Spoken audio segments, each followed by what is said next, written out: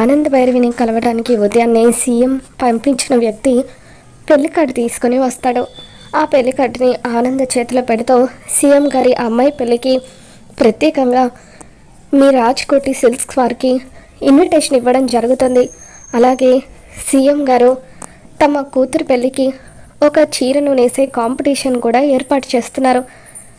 స్టేట్లోనే the best చీరను మీరు తయారు చేసి కాంపిటీషన్ కనుక విన్ అయితే అప్పుడు ప్రత్యేకంగా మీ కంపెనీకి ఒక రివార్డ్ కూడా అందజేస్తామని సీఎం గారు తెలిపారు అని చెప్పి ఆ వ్యక్తి ఆనంద భైరవికి చెప్పడంతో ఇక అప్పుడు ఆనంద భైరవి చాలా హ్యాపీగా దర్శన్ శరణ్య వాళ్ళతో ఈ కాంపిటీషన్ ఎలాగైనా సరే మనం గెలవాలని చెప్పి అంటూ ఉంటుంది. కాంపిటీషన్ చాలా టఫ్గా ఉంటుందని చెప్పి దర్శన్ అంటూ ఉంటాడు.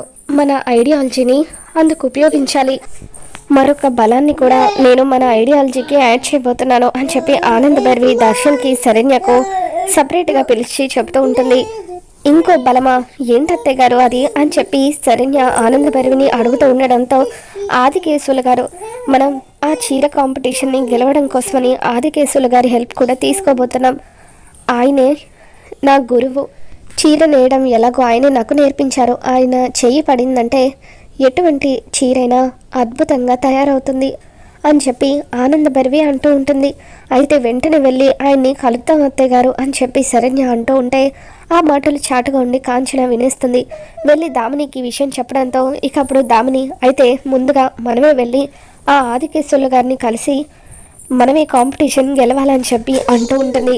దామిని కుట్రను ఆనంద భైరవి ఏ విధంగా తిప్పికొడుతుందో రాబోతున్న ఎపిసోడ్లో తెలుసుకుందాం. ఈ వీడియో మీకు నచ్చినట్లయితే లైక్ చేయండి.